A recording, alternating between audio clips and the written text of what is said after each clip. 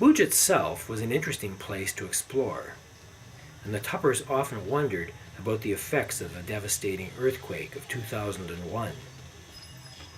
It apparently was powerful enough to reach at least as far as Wankaner, damaging Digvijay's very own Ranjit Vilas Palace.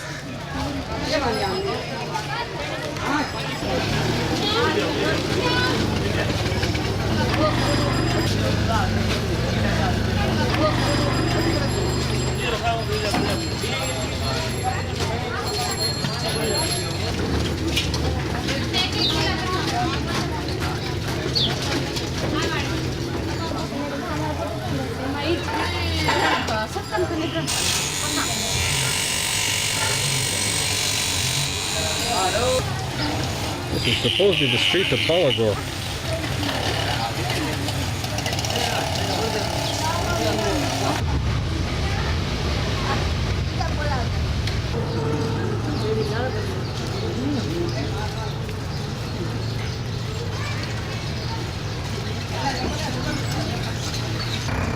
Oh, they're really friendly here.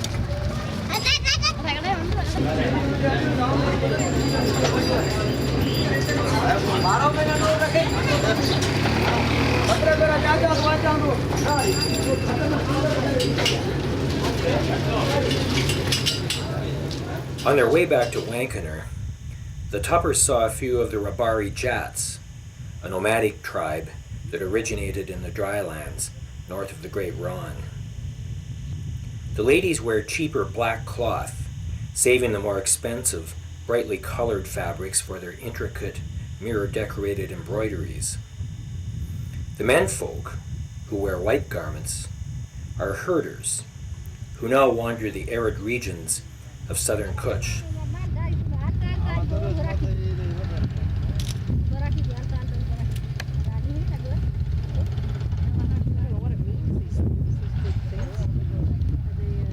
Just tribal wear? Just tribal wear, I guess.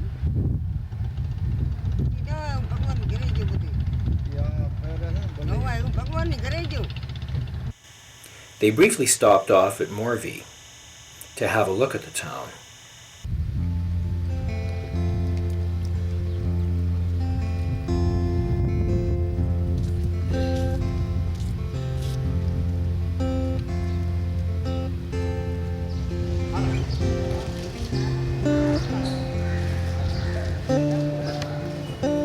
Lovely temple. Mind you, all Jain temples are.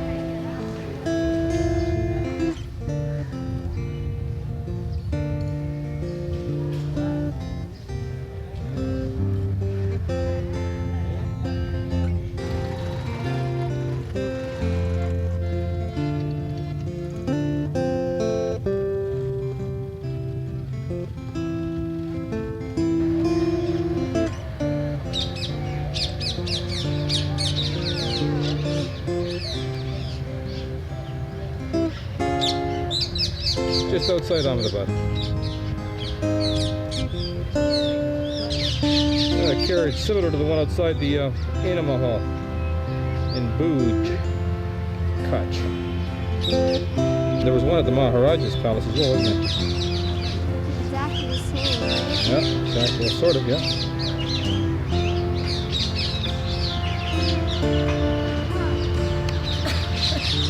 Here's a fellow. He's trying to keep the number of mosquitoes down. As far as I can see, all he's doing is asphyxiating the customers.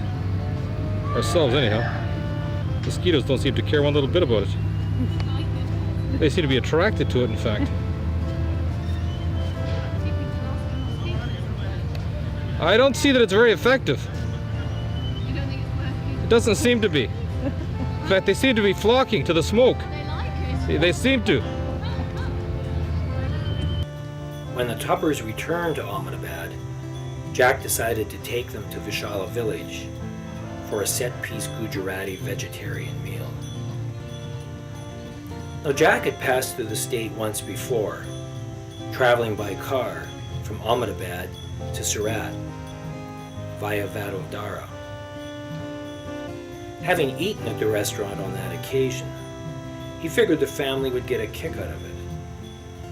And enjoy it they did. eating on a tablecloth of broad leaves, enthusiastically tucking into the fare with their hands alone. No electric lighting either, just lanterns. The idea was to duplicate a typical Gujarati village, and the staff's role-playing, up to and including the musician's contribution, was well practiced and entertaining. I ate the whole bowl.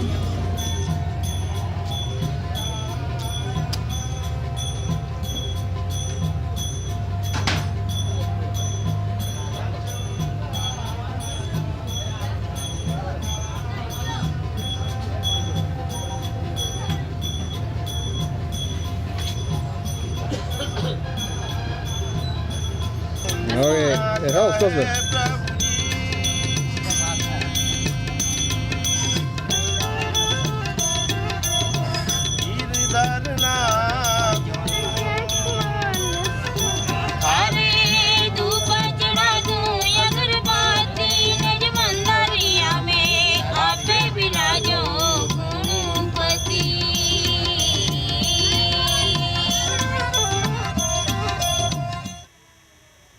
Besides Gandhi's ashram, Ahmedabad sported stepwells and some interesting temples.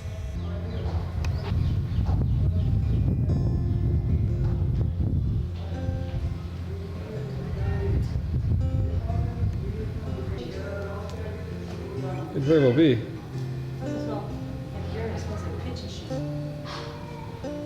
Amazing thing, isn't it, though? It's quite something. I think they did all this just for a lousy well.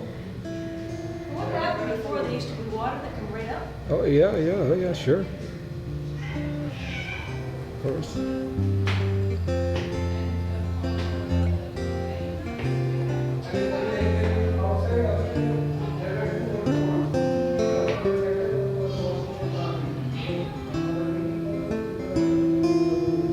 There's the Maharani and the little Raja. Or the Swami and Narayan temple in Ahmedabad. And let me tell you, this is a typical Hindu temple. Except it's made out of wood.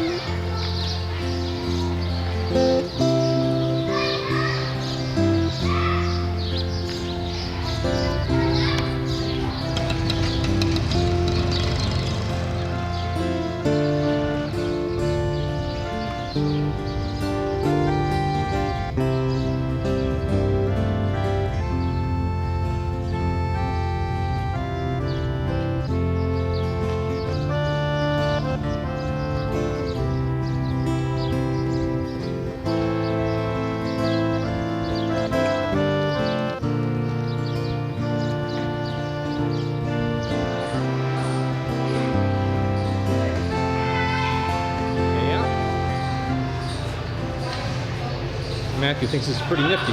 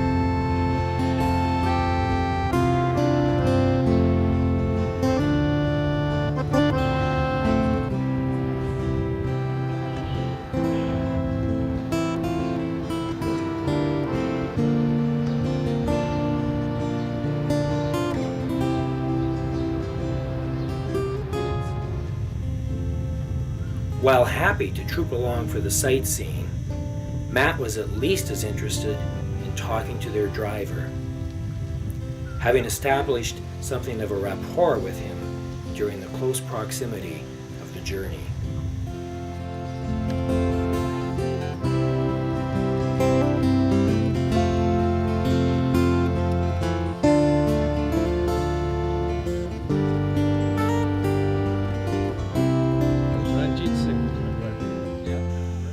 Back home, the kids would play holy, dousing one another with colored powder.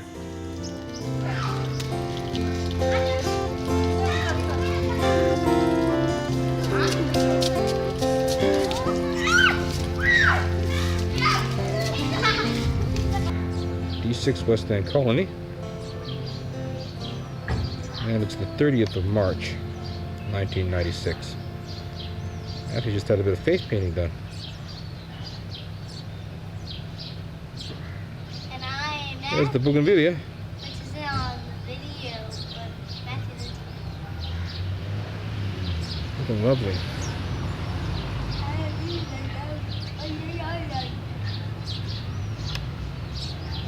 Bougainvillea up close.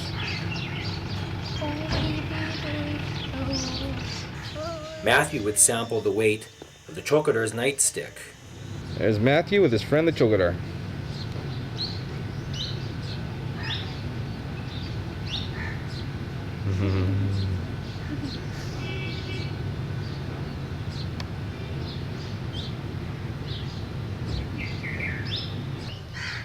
There's Matthew with Sunil Kumar. Group 4, Securitas. Is that what you want me to say? Yeah. Group 4, Securitas. Okay. Group 4, Securitas, Sunil Kumar. Yeah, and his boss The Chogadar. happens to be the supervisor. Yep. There's his medal. There's his medal. Can you take a picture of The holder? Oh yeah, there's the holder That's where first. you put the stick. And if you want to see That's the on. stick,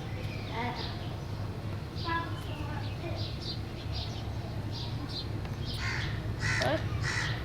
There's Matthew with the stick. Yep.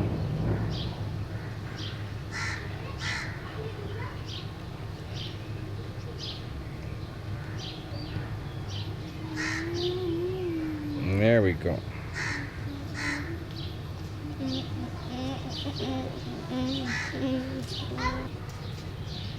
This is how he puts it in, Dad. Yeah. Watch this. Put it up close up. This is Mr. Shankar. Oh, I'm just talking about you, Mr. Shankar, so that we have a record. And Mr. Shankar, the brass and copper man, would show up at D6 to peddle his wares. Mr. Shankar. Doing business with him for 10 years. That's right. Well, last year we did it too. Mr. Shankar in the position I'm used to seeing him in, with all the stuff in front of him. Very nice.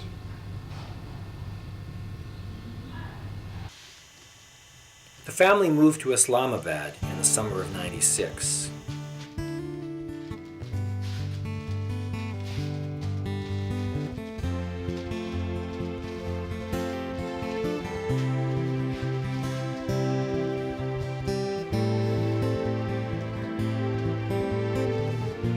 And within a month or two of the move, Jack and Kim crossed paths with Jalal Haider at a reception.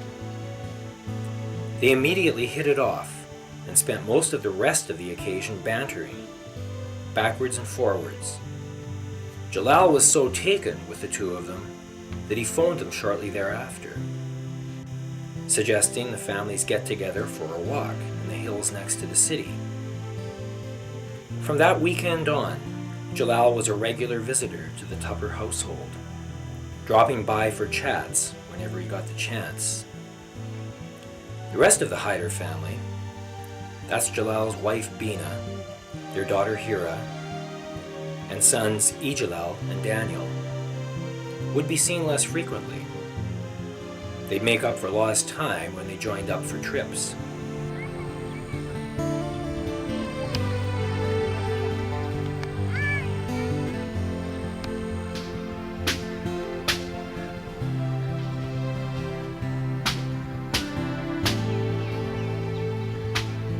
ठंडा नहीं है भाई है सब ठंडा है चलो 5 से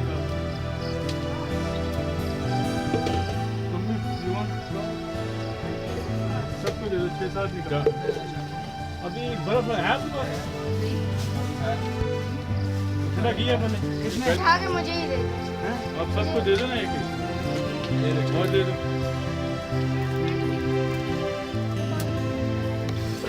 उसको भी दो। आप उनसे ले लो ना खाना।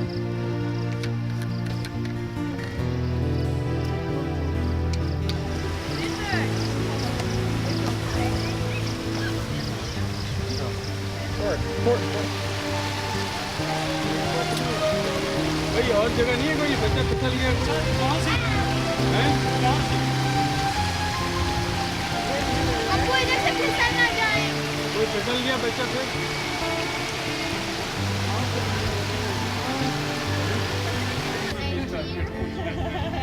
Let's stay overnight at the mountain. next weekend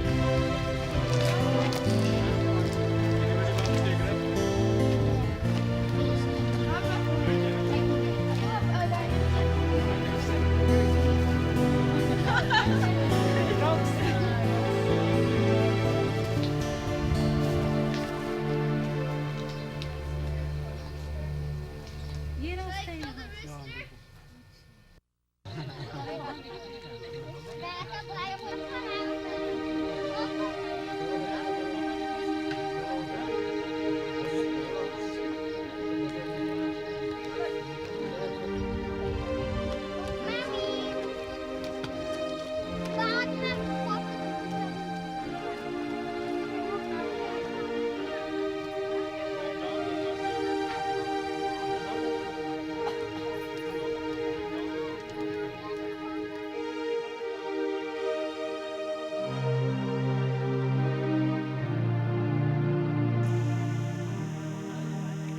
Matt had now reached the age of 8 and was eager to get into the spirit of things. It would be a year or two before he reached that in-between age of reserved propriety and became sensitive to embarrassment. During the trip to Abbottabad, in the Northwest Frontier Province, Matt entertained everyone with a vigorous dance, canned music courtesy of the Hyder family.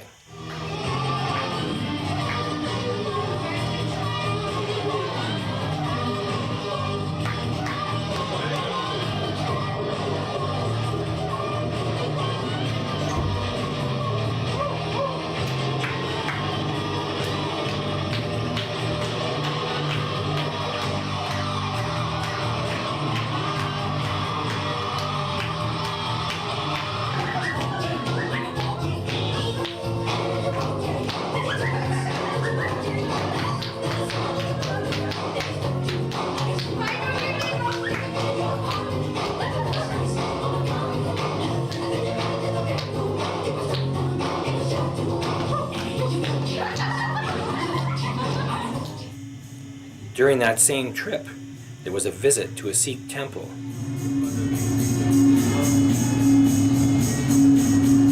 inside the Sikh temple Andrew looks a little Jewish there Vigorous table talk. Why are you talking on my behalf? The thing is. I'm telling you your views. No, these are not my views. I absolutely deny these views. So what are your views? You tell your views. Don't talk about my views. I regret that if I have another birth, I will never be married again. Then say, then it's okay. But Be is wrong. that in my office? No, you cannot comment on my views. In I my have office, my own he is views. I will suspicious say about it. whatever I want to say. Well, You I'm a have grown-up no- man and I'm still mature. No, I you think are you are not still a getting baby. my voice because I have to censor. I'm also As a going young to boy, say I this. was in Los Angeles. That's right. And I was in Los Angeles. And He was living near sophisticated. Santa Monica Beach. And you know, I have met so many actresses and actors. And a walk in the hills.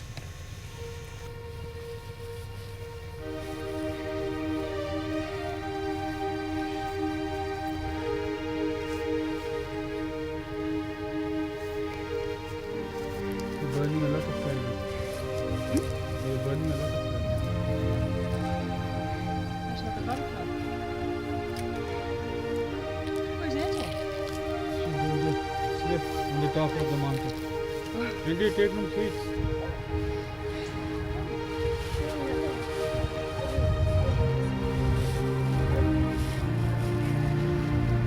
No, you shouldn't eat candy because your teeth, honey. Matthew, that's it. Don't worry. Mom. What? Don't say that. What did you do? Don't lean over that way. See, Angela's doing it. You can see what she's doing. You always lean that way.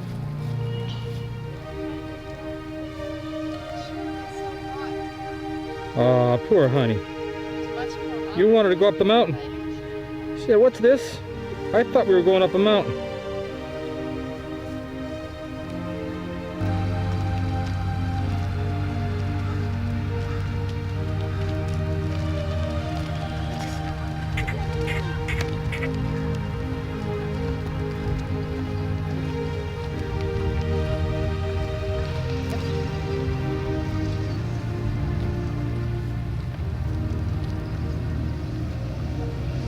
Both mums were somewhat frantic about the kids' safety.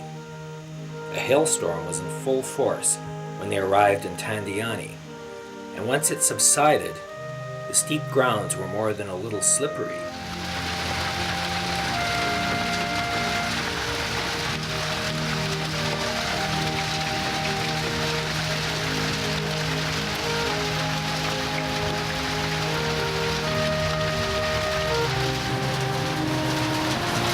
Well, here we are, Tandiani Guest House. The rain's coming down.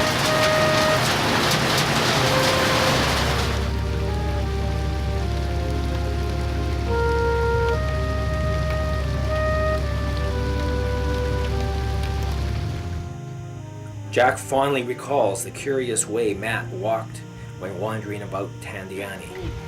Yanni means the plate. Daniel, get a gilly. Careful now, man. You might be slipping there. It's wet.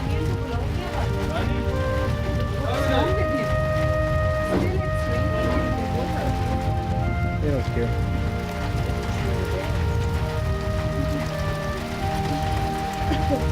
Okay, no further now, Matthew.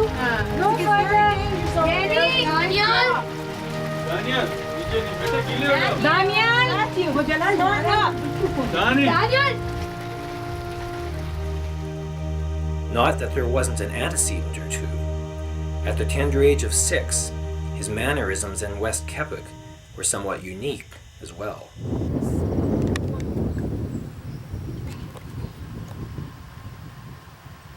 What is it?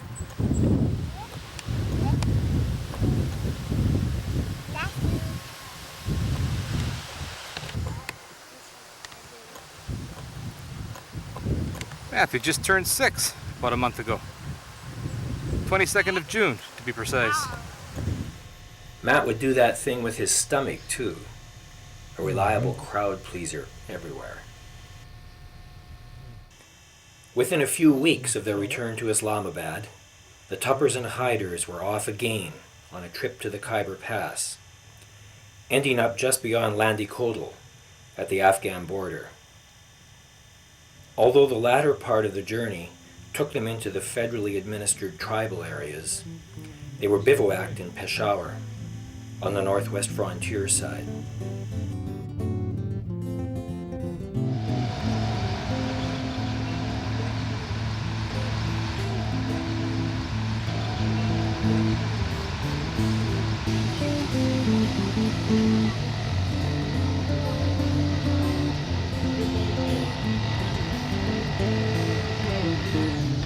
Peshawar.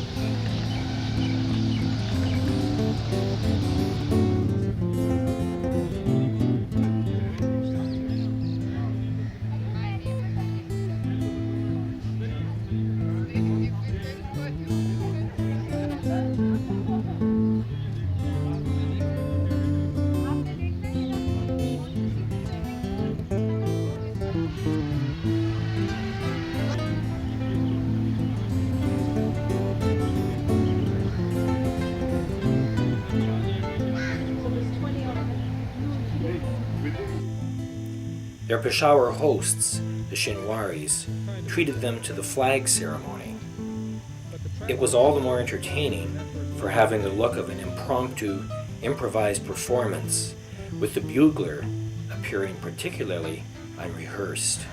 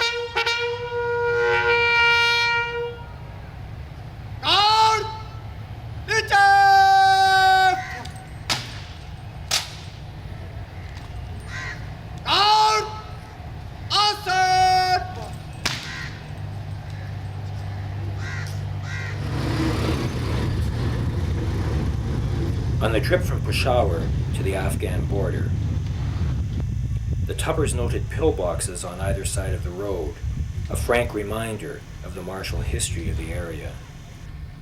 See these pillboxes all over the place.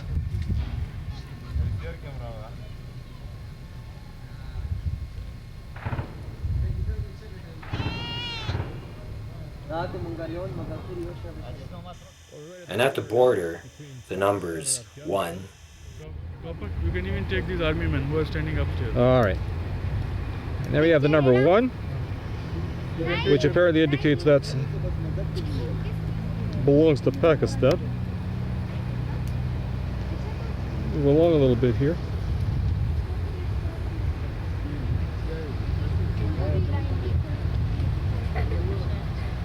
two,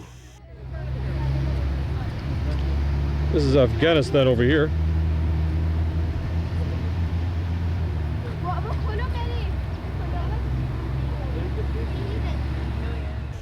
and 3 were clearly marked on the hillsides, identifying territorial ownership.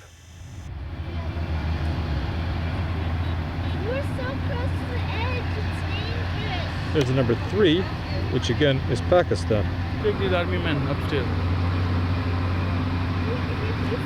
look, we're There's Torkhan down there, Torkhan. A border town. कुछ नहीं होता था इसलिए तो कह रहा हूँ अब वो मैं भी देख लूँ नहीं जुड़ा नहीं है Army people there, smiling away. Armed guards were provided, courtesy of the district commissioner.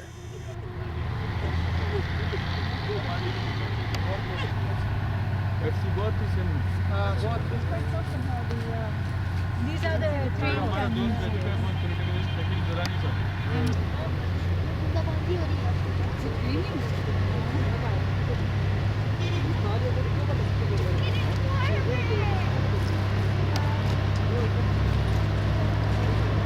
There's our intrepid travelers on the border between Pakistan and Afghanistan. Afghanistan. We just come through the Khyber Pass. इसने पत्थर नहीं मार सकती Jalal, आप कुछ को Jalal's trusty driver. Some local military types. There's Jalal. There's Jalal posturing again. Political agent. Yeah. MM. Yeah, that's right, Jalal. You look like you belong. You look like one of them, no question. And you also say you're standing with Taliban. Yeah, oh, you could make the transition, no trouble at all, Jalal. You just look like one of them. You will use this documentary against me in the court of law. I expect I'll do something with it. God knows what. Jalal was pointing the gun at this fellow. He got a little nervous. Oh, I'm not pointing to anyone. You were before. You had it pointed straight at him. He thought he was going to lose his. Well, you know what. I never pointed out to anyone.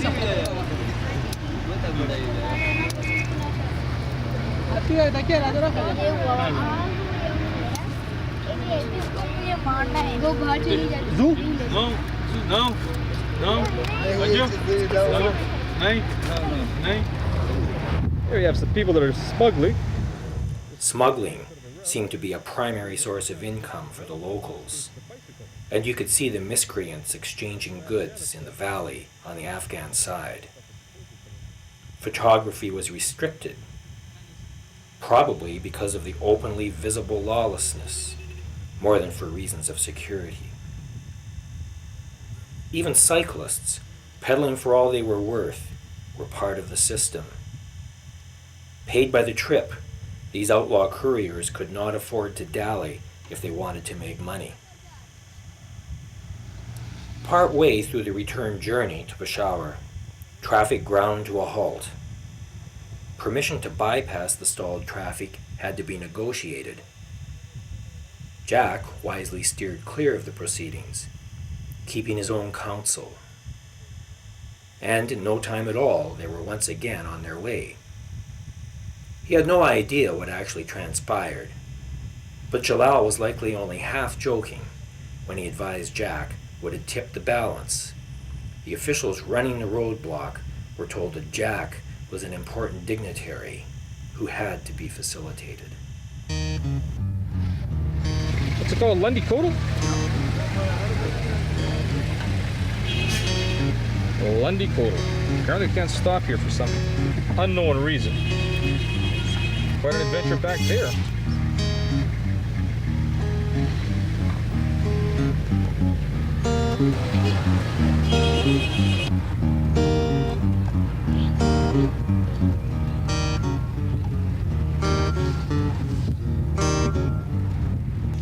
It reminded Jack of the time in the early 80s when he was stranded in Paramaribo, Suriname, and had to make his way overland to Georgetown, Guyana. Stranded because Forbes Burnham, the president of Guyana, had reputedly commandeered the Guyana Airways airplane Jack was scheduled to board for government business, the story went. At any rate, Jack wasn't about to wait an uncertain, indeterminate period of time for the next flight to Georgetown. He negotiated a deal with a driver hanging around the hotel lobby, arranging a ride that got him as far as the Quarantine River, the natural border separating Suriname from Guyana. Much of the potholed road in between was flooded and submerged, often to the point where there was no obvious way of determining the road's location.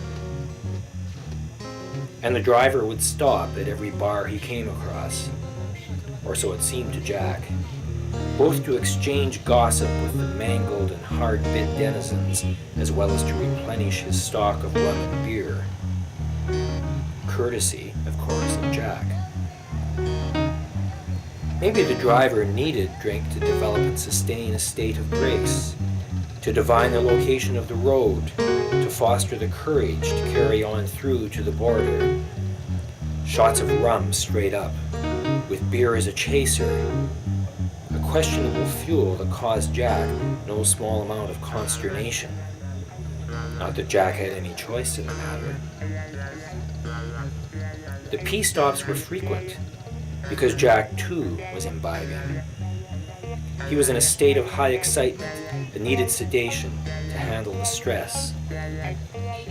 Once at the border, the driver convinced a grateful Jack to add a financial bonus to the agreed fee.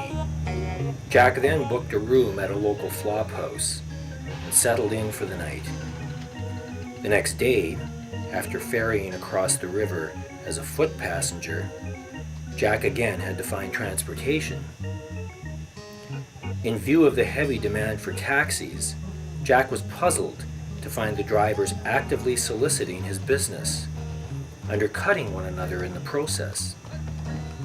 It took a while, but the taxi's bizarre diversions and detours, the frequent starts and stops, eventually clued him in as to why he was an item. The driver reckoned that if Jack were among the passengers, the people manning the numerous roadblocks would be less likely to give them grief. Cross-border smuggling, you see, was a thriving enterprise, and the taxi, very much part of it, would frequently make drop-offs and pickups along the route. Jack would crane his neck each and every time the trunk was opened and closed, just to reassure himself that his own suitcase was not mistaken for contraband and spirited away. Anyways, the decoy ploy appeared to work. Immediately the officials saw Jack's travel documents, there were smiles all around, and the taxi was waved on. The driver was indeed sorry to see Jack leave when he dropped him off in Georgetown. As for Jack, he was glad to have made it back in one piece, his belongings still intact. There was only one other road trip when Jack was equally apprehensive about his prospects, and that was the return trip from Bhimtal to New Delhi, first through the Himalayas, then across the plains below. It had rained heavily and constantly during their 4-day stay at the retreat, the family's lodgings in Bhimtal, a hill station in the Himalayas just west of Nepal. Their Gurkha driver, Rai, was in a state of some considerable agitation from the start, and was clearly eager to cut short the stay and hit the road before the inclement weather swept it away. By the time they began their return journey, some of the mountain road had been partially washed away, and at times there was no more than an inch or two separating their vehicle from perdition. When Rai got them safely through their hair-raising journey to the plains, he then had to find a way to make it back to Delhi through what had become a flood-ravaged wasteland. The low-lying parts of many of the roads were submerged, and since it was impossible to tell if the depth of the water extended beyond the vehicle's floorboards, Rai would need to stop the vehicle where the road met the water, wade through the water until he reached the high water mark, and only then decide if he could chance the crossing. Fortunately, most of the roadways were above the flood line, and only rarely did he have to turn around to search out an alternative route. Nevertheless, it took them over 8 hours to cover a distance that would normally have taken 4. Over that distance, the family saw many partially submerged huts, and many refugees with what few belongings they could salvage, trudging along the roads, desperate for relief. According to the Times of India, India's newspaper of record, hundreds died in those floods. And although it has nothing to do with a road trip, there's another tight spot the Tuppers were in that's worth mentioning. Self-inflicted, in this case. They had only been in India a few months when, on October 31st, 1984, Indira Gandhi was assassinated by her Sikh bodyguards in retaliation for the Indian government's Operation Blue Star, the June 1984 attack on the Sikh militants barricaded in Amritsar's Golden Temple. Once news of Gandhi's death circulated, the revenge killings began. Rather than do the wise thing and stay home, the Tuppers decided to attend Gandhi's funeral. With Jack at the wheel, off they went in the general direction of the funeral procession's designated route. They found a place along the route, and shortly after their arrival, saw the funeral cortege whiz by at about 90 clicks an hour. Blink at the wrong time and you'd miss it. Rather than calling it a day and heading for home, Jack and Kim carried on to the banks of the Yamuna River to watch the lighting of the funeral pyre. This had taken them further into the city, and by the time they began to make their way home, many of the familiar roads had been blocked for reasons of security. The city had become a maze, with dead ends everywhere. Scenes of mayhem, too, in the form of overturned, burnt-out cars and trucks. Since most people with access to vehicles had done the responsible thing and stayed home, Jack's journey to nowhere was at least unobstructed by excessive traffic. He eventually found a bridge that took him to the far side of the Yamuna.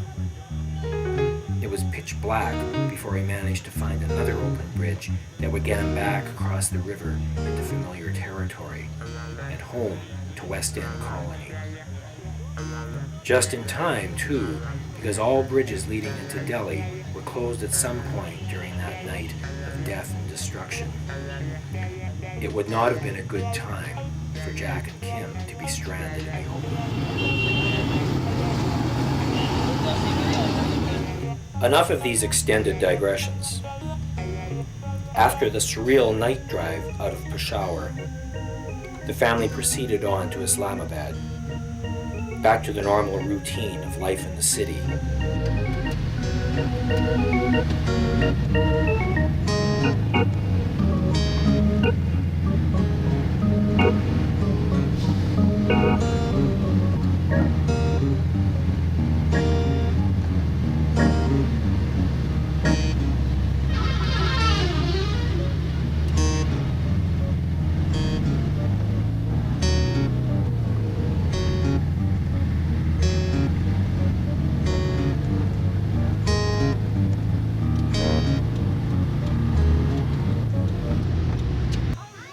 Dress-up time.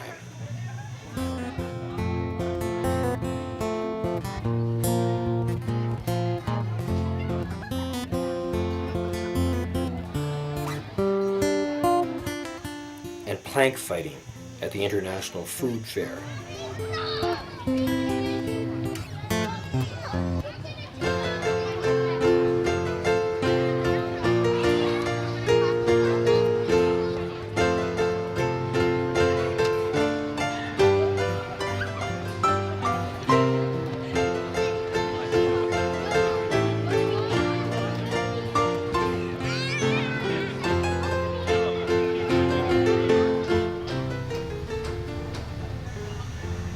Home at 2C, Street 70, Sector F8/3. The house.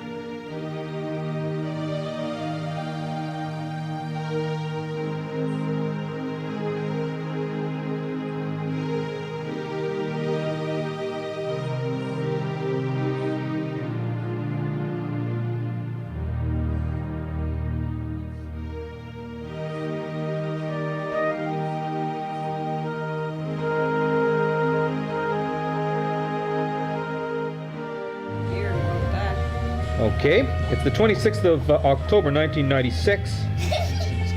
And Mother Kim and Matthew are here on the couch inside our home in Islamabad. Sector 83, House 2C, Street number 70, Islamabad.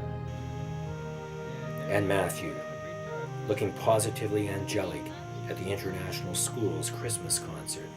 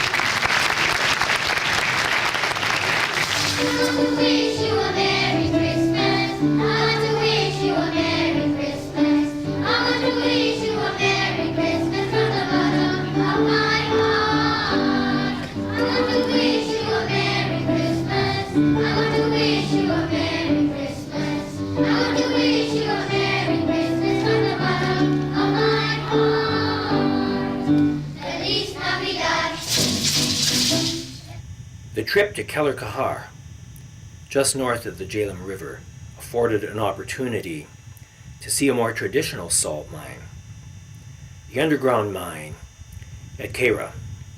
There's the government guest house where we're staying. A dandy place, like a mini palace.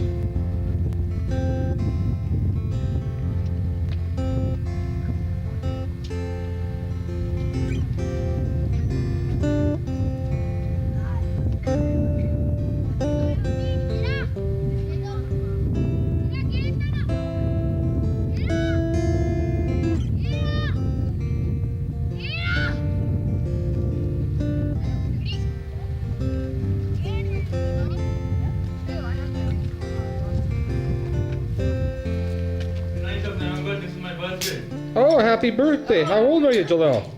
So you remember the date? Yeah, how old are you? What's your age? Don't discuss my age. It's 43? You're 43 today? You're very near. I'm 44. 44, oh, okay. There's the guest house taken from the mosque up in the mountain, or the hill.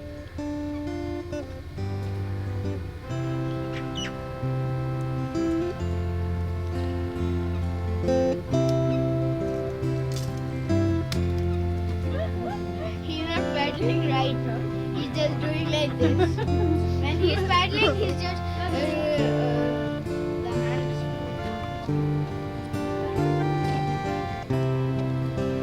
Matthew, are you having fun?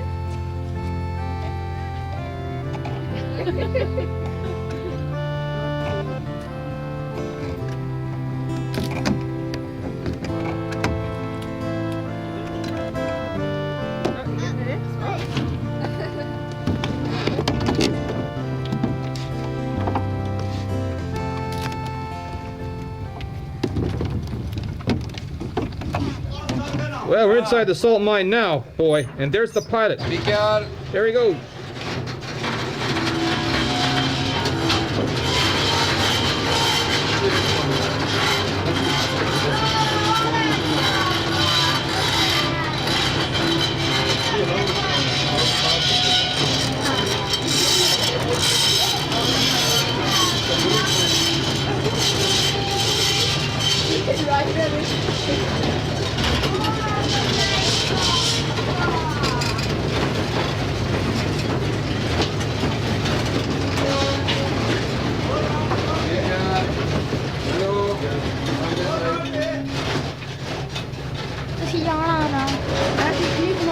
From 17 level story mine where we are mining, sir. The excavated portion of this mine is 100 square miles, sir.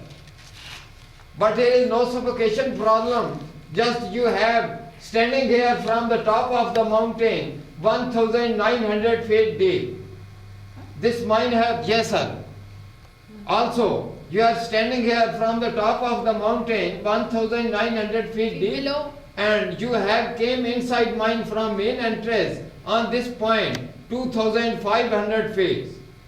But here is no suffocation problem. This mine have a naturally process which called naturally ventilated process. For by that process we are getting the fresh air inside mine and flowing out the smoke and dust air outside mine. 100% sodium chloride, the gentleman tells us. This is transparent rock salt. And only in Pakistan and Poland. Only in Pakistan and Poland. All right. Anything else you want me to repeat? With torchlight. Check it. Yes. You can put. This is white, green, and red.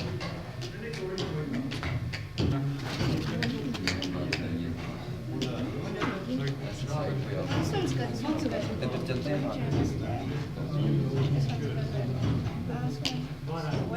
Oh no!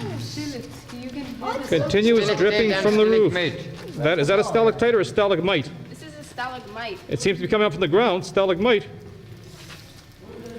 And there's the stalactite. It's coming in my eyes, man. Look at this side. It's better here. Flash the light right here. It's basal. Flash it here. I have it in Better. my eyes and it's stinging. It's really salt. It's like a Christmas Just tree. you need to go like that and take the. Look at from this side. This makes it out because the salt water comes out. There's some salt brine in there. See, look, this is hollow. Yeah, there's salt water inside of it, in that hollow area. Up with me. Some hollow salt brine. How about that? That's some salt from the salt brine. Not me.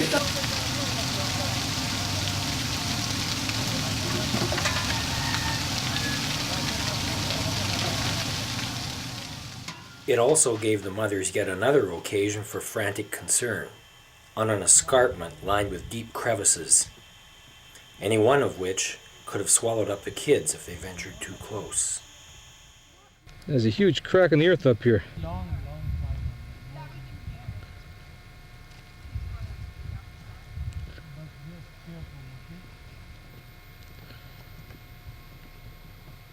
The old Hindu temple. We're at Malot.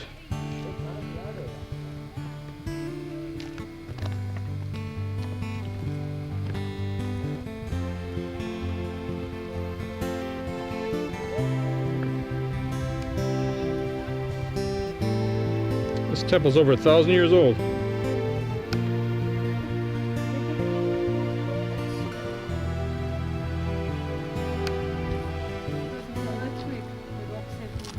Okay, now Angela, smarten up. Get back. You're not nearly at the edge. You're just so clumsy. You're gonna go fall.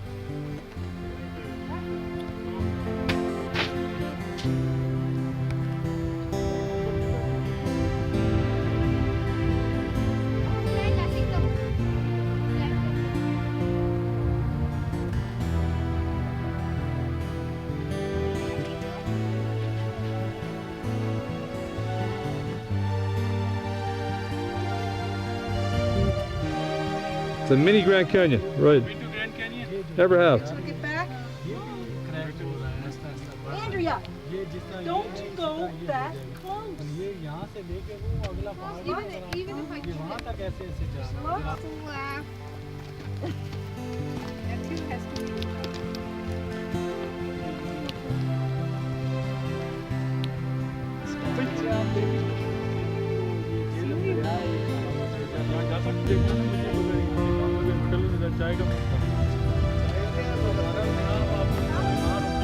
नहीं ये अभी एक राजा साहब मिले थे ना वो कहने लगे भाई आप दूर से आए हैं मैं इस्लामाबाद में काम करता आप मेरे को चाय P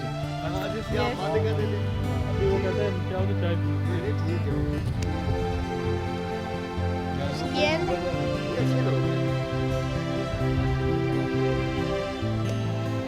Here we are inside the town of Malot. Or Malot? Malhar Malot? आ रहे हैं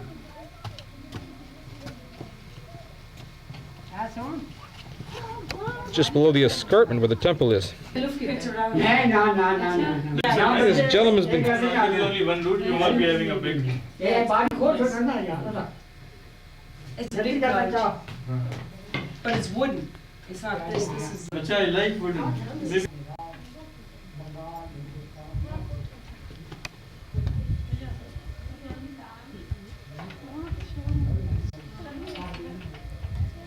maybe किससे मारे नहीं दूसरी पक्की से पक्की सामान ये यहाँ पे कौन सा होता है? Tupper. हाँ? Quite a place. Yeah. What plates लगा लिए? Tray लगाई. बाबा कब के लगे हैं कितने पुराने Is that you? बेटे ये Plates? कितने लगे हैं प्लेटें कितनी होंगी 15-20 होंगी या अब ये नहीं एक बक्से में भरा हुआ हाँ एक बक्से में नहीं पड़ेगा कितनी पुरानी This is है a place ये नहीं more plates. for- किसको पसंद है plate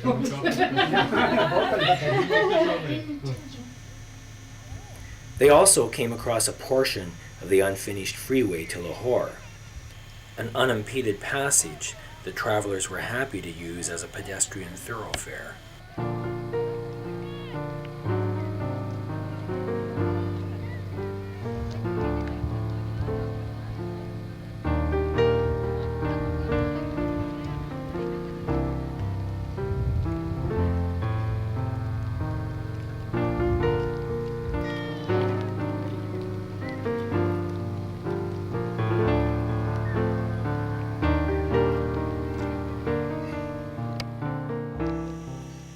Persons who have become unhinged by circumstances can be found just about anywhere. Witness the passionate display of the opinionated man encountered in Natyagali. How they can lead the country. Pakistan is self-effaced. How they can hide in us. How they can mistreat us. How they can fool us. You're mistreating us by local garbage.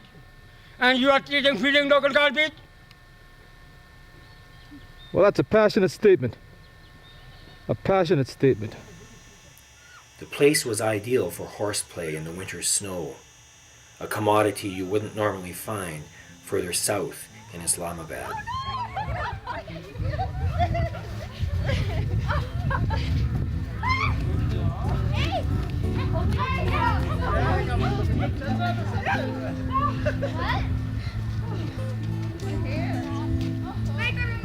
I'm going inside.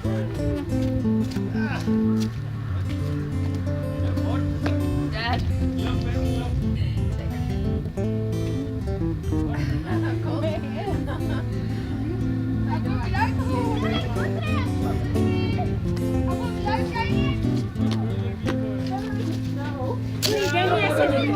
Danny, don't do like I'm sure contestant with it.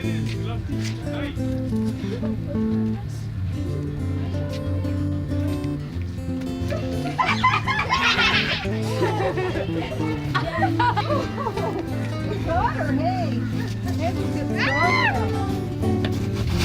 Ow, what?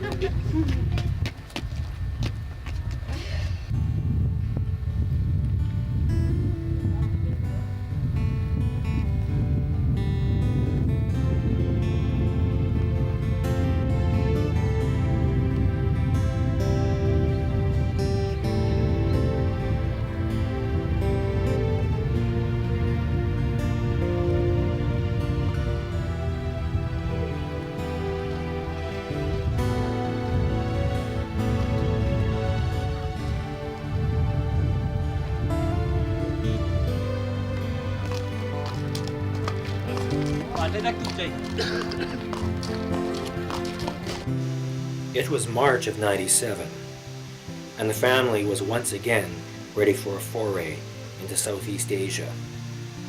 This time to the Malaysian state of Sarawak on the island of Borneo. First they went to the Damai Lagoon on the South China Sea.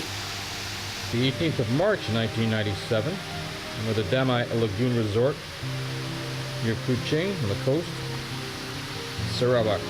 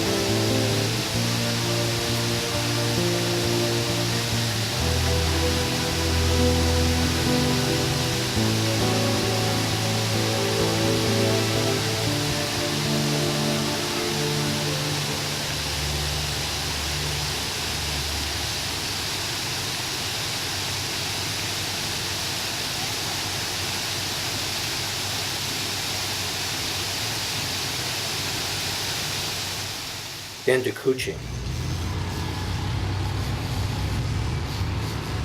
The waterfront area.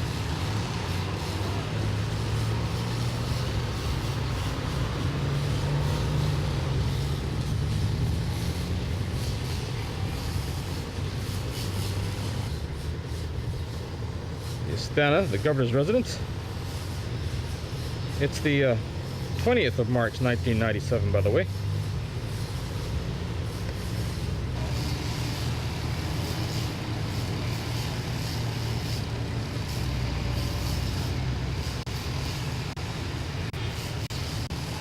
There's the mosque.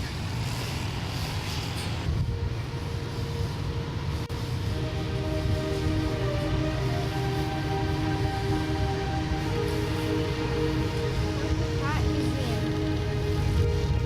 I was looking on the side.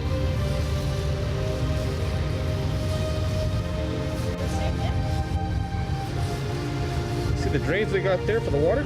Off the steps? He's back at the car.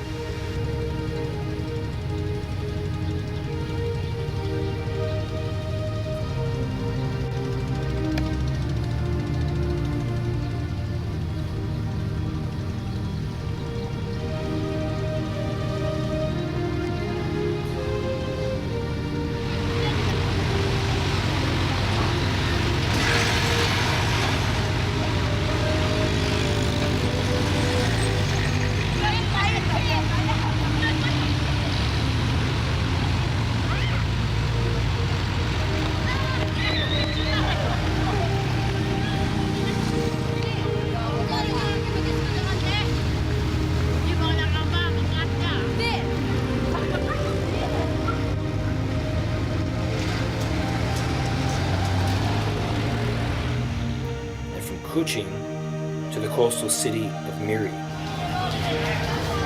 Nah, ini semua sama-sama punya. Semua gila. Semua sama punya.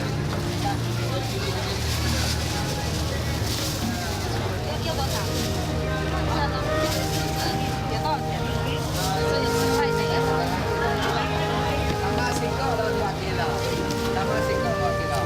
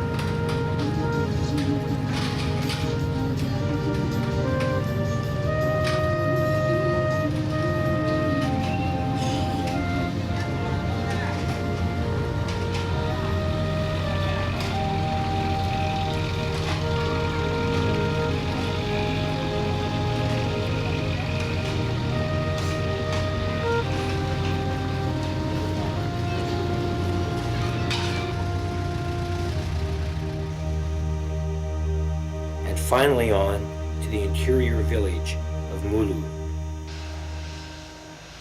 Transport often took the form of tiny, propeller-driven planes, providing the family with an experience far removed from jet travel.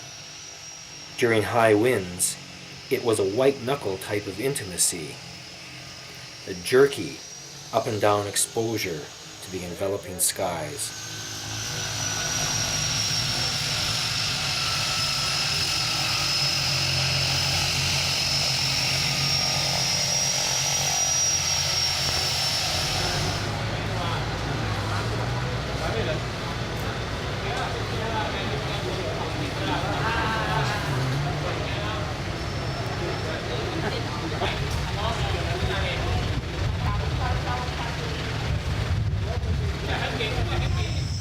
Some little idea what the place looks like here.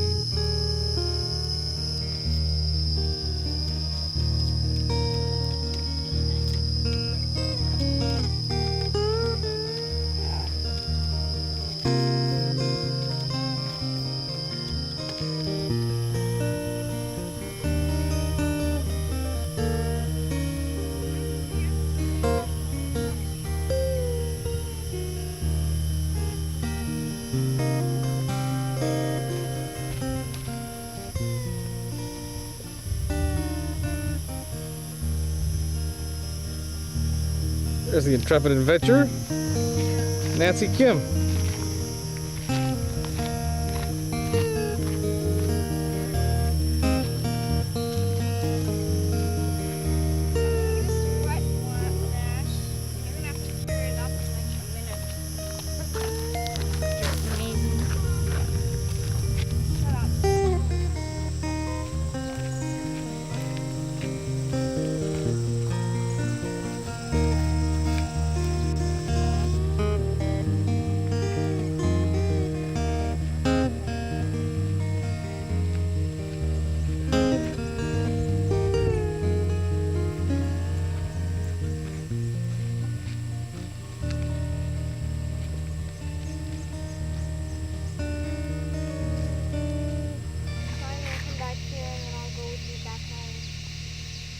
Just up to that round that yield sign. You hear the sounds of the jungle? What? What's that?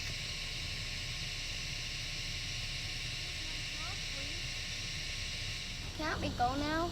I gather not. Why do we have to wait for the other group? Because Well. I think That's the other group too, waiting like, for not the nice rest to of take this pictures group. of people. What? We're waiting for the rest of this group and we're making the home. You showed more interest than you get the Why are caves they that we left did. behind? Looks like it's really dark. It looks like you need somebody in there. I mean, you can't just go in by yourself. The other cave is really well lit up. Flashlight, can.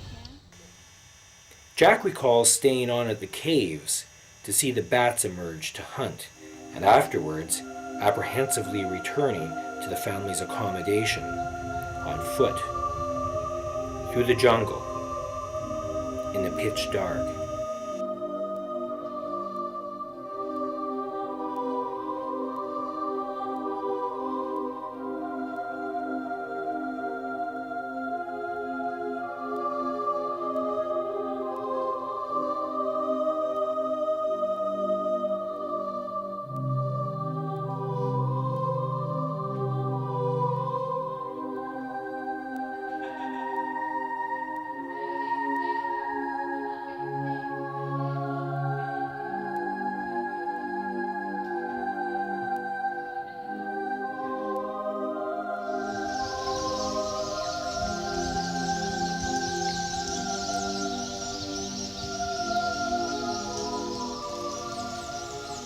They were surrounded by noise the entire way, by the constant cacophony of the jungle's insects. The trip down the Melanau River was great fun.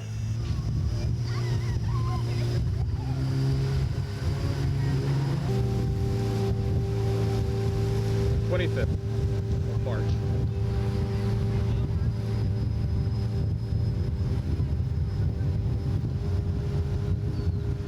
Heading along the river, the caves. Daniel went. And Daniel's still over.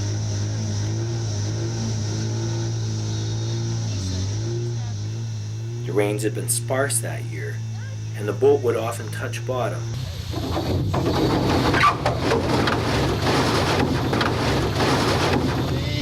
Hit ground again. On those few occasions when the boat lodged on the bottom, Jack would get out to assist with dislodging it. Nowhere near as agile as he once was, Jack was not particularly adept at clearing the gunnels. Difficult as it was for him to get out, it was harder still for him to get back into the boat after it was pushed clear of the rocks, something he had to do before the current moved the boat out of reach.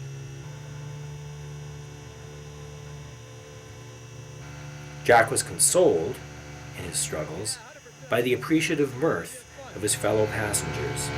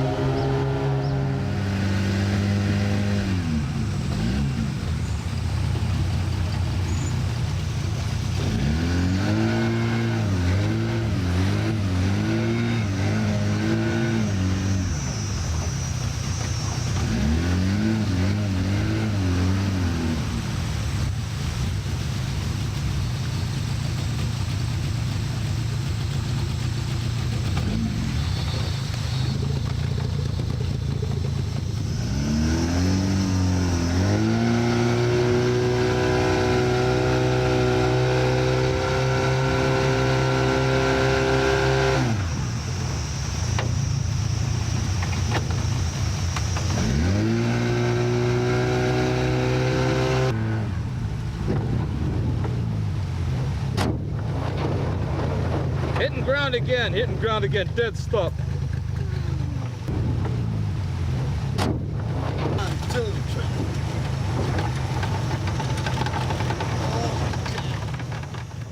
The pilot, by way of contrast, made ingress look easy.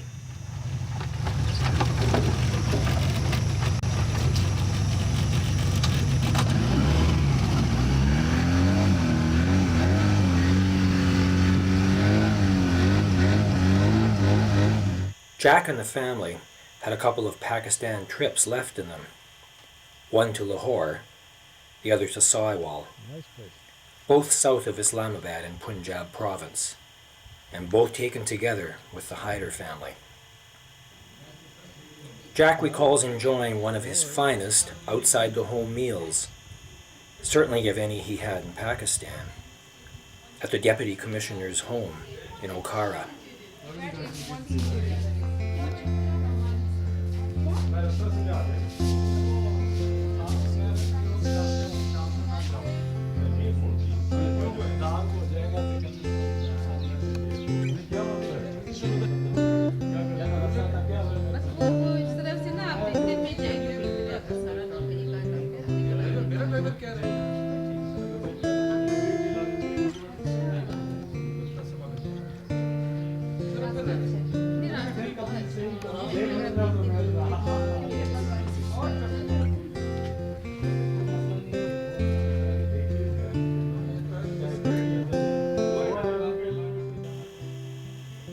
Feeling obliged to show some of the territory, the Deputy Commissioner took them to a nearby Punjabi village.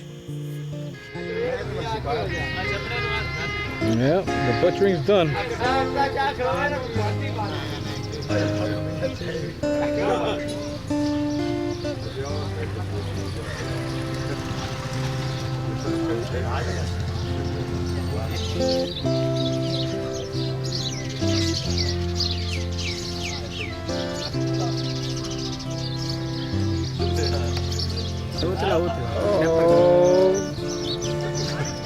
Oh, there we go. There they are.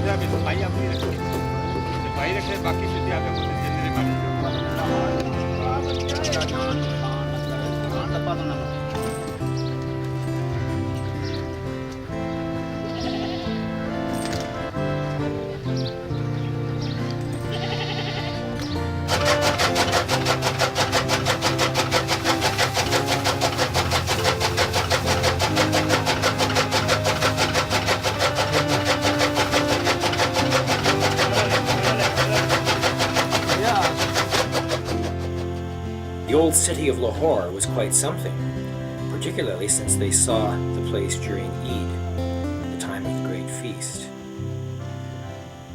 The slaughter of a cow, butchered in strict accordance with halal, Muslim dietary law, was not for the queasy, nor for the faint of heart. While Matt stuck around, Kim gave it a pass. Jack, too, found it disturbing. He had repeatedly to remind himself that in this case, at least, it was all for a good cause. The meat would be given to the poor.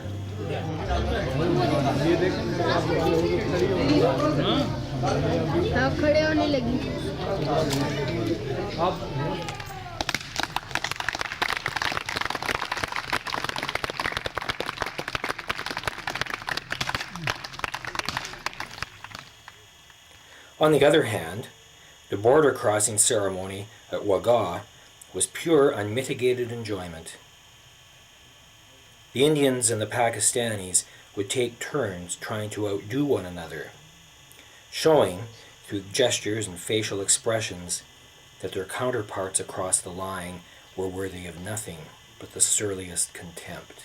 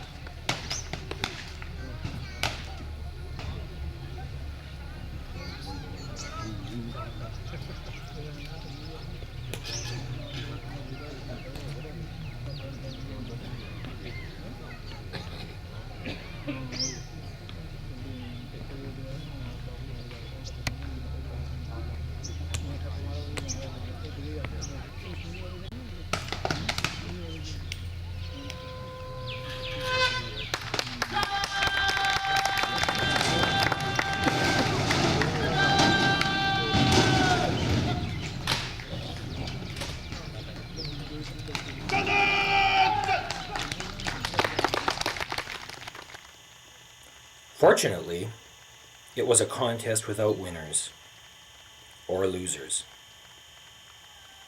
Given the partisan nature of the respective audiences, there would have been little point in asking them for their collective opinion. The side of the border with the largest crowd would always have won.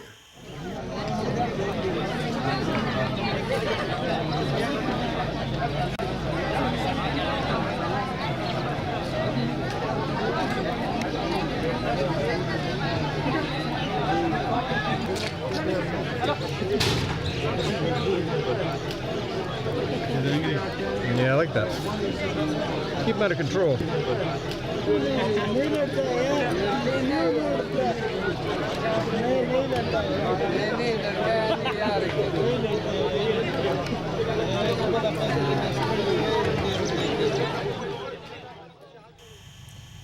As for Saiwal, the city was used as a hub for visiting Shorkot, the driver Hanif's home village. Harappa, one of the two main sites of the Indus Valley civilization of 5,000 years ago. Mohenjo-daro, further west in Sindh province, is the other. And finally, Pakpatan, home of a colorful shrine to the Kistia order of Sufis.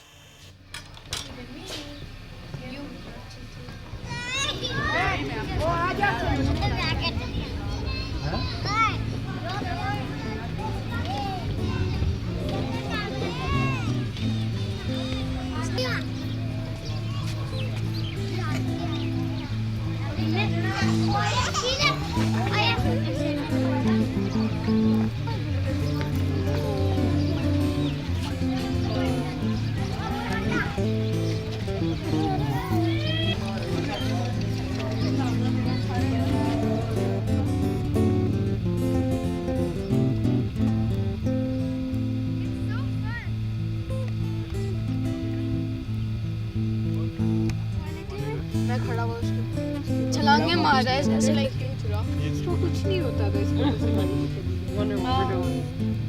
It hurt. Kim, you can take it to Kim. hurt. छलांगे feels like See its feet देखो inside. देखो वो भी ना हो Cute, isn't it? You can see its heart pounding away.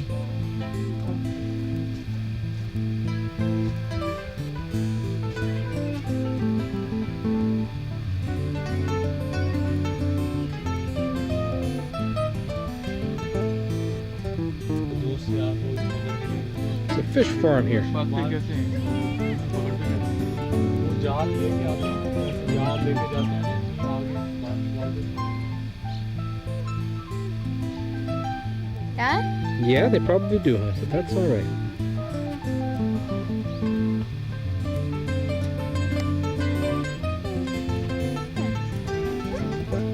Why does he do that when you pick him up? Oh, he doesn't want to be picked up. Maybe that's why.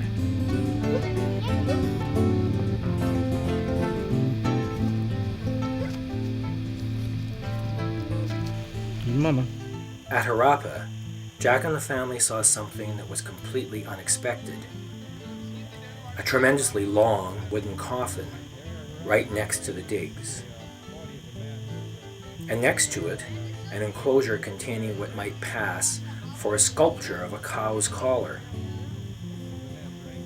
Stretching credulity, the claim is that the coffin holds the remains of a giant, and that the collar in the adjacent enclosure was really the giant's ring. Yeah, there's a little bit of P.T. Barnum in all this. I guess the authorities believe that Harappa, in and of itself, isn't of sufficient interest to pull in the crowds. Well, here we are at Harappa. Indus Valley civilization, 5,500 years old. Some of the digs here.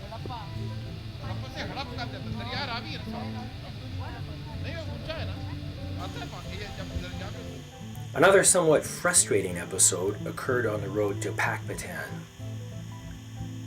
The group's host, Kamiana, decided to stop at his orange orchard to gather some fruit as a gift for the hiders and the Tuppers. Since twilight was fast approaching, Jack was none too pleased about the delay. There would be little point in carrying on to Pakpatan if they couldn't make it before nightfall. Let's have a look at the proceedings.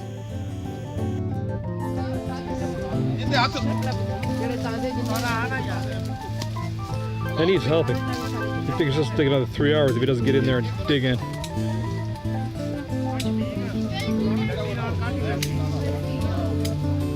You want to make that 200 quota pretty soon, don't you, Denise? You don't want to waste any time.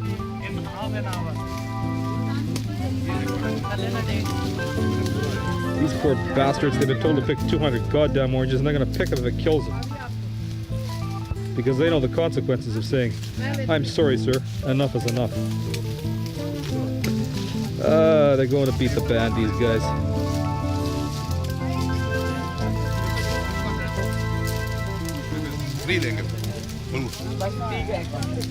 Huh?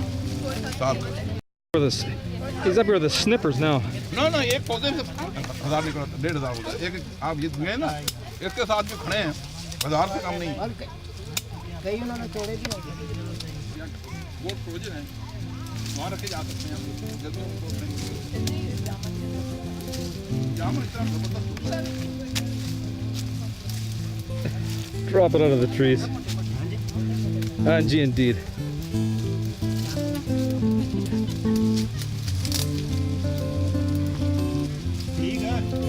यार आसपास आए बेटा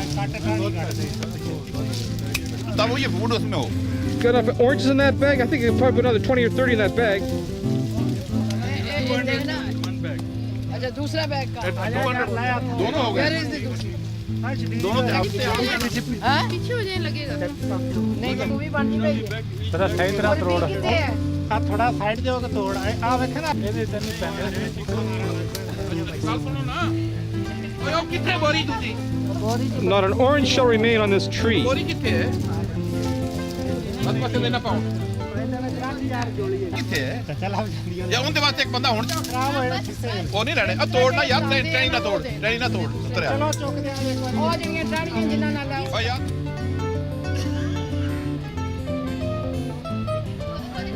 मैं क्या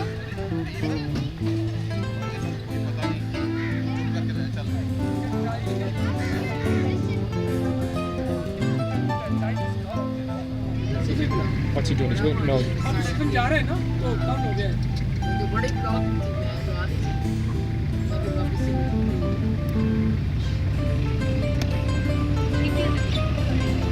नहीं वही truck There we go. There's one sugarcane truck that never made it. There we are. Oh, you're a handsome gentleman. You're a handsome gentleman, by golly.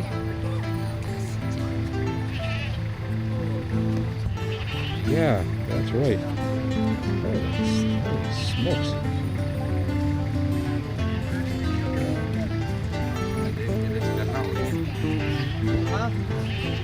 हाँ यार साढ़े मेरा नक चाहिए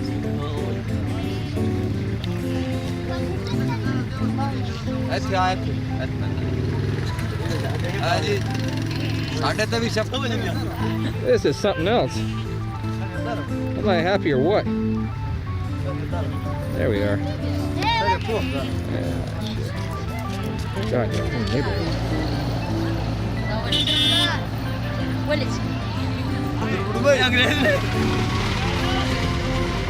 Well, we're in Pakpatan, I think.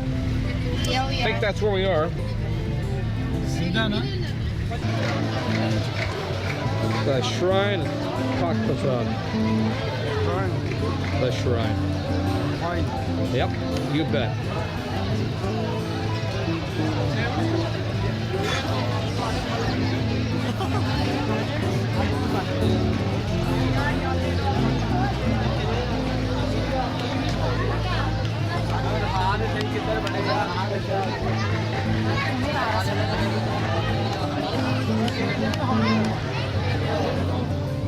We're about to proceed through Heaven's Gate, which is an honor, apparently, that's very rare.